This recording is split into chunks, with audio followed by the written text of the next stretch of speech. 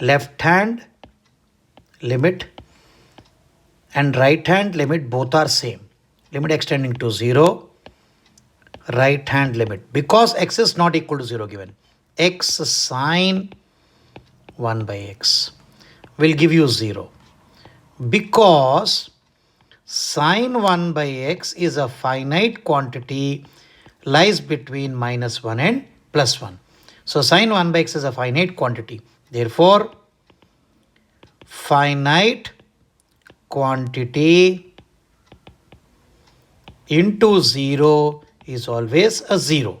So limit exists. Then f of 0 is equal to 0 given. Therefore, left hand limit is equal to right hand limit is equal to f of 0. Therefore, function is continuous at x equal to 0. Now let us talk about differentiability. Differentiability, we have to use the basic definition. F dash x is equal to limit h tending to 0, f of x plus h minus f of x by h.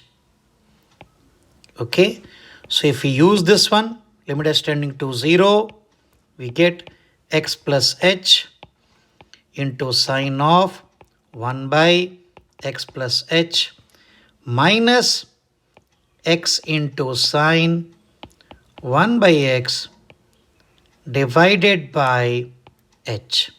This is f dash x. Now we require f dash 0. So f dash 0 equal to limit h tending to 0. We get h sine 1 by h minus 0 by h. So what we get is limit h tending to 0. We get sine 1 by h. So this limit does not exist.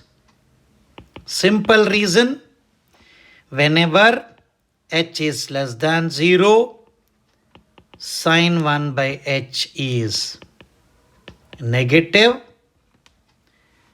and whenever h is greater than 0, sine 1 by h is positive.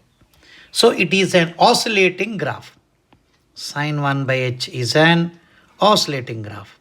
Sine 1 by h is oscillating graph in and around of 0. In and around of x equal to 0. So therefore, function is continuous but not differentiable. It's a very important example. A lot of students do mistake. So limit does not exist because left limit and right limit are different. Therefore, we say limit does not exist. When we say limit exists, when left limit and right limit both are equal.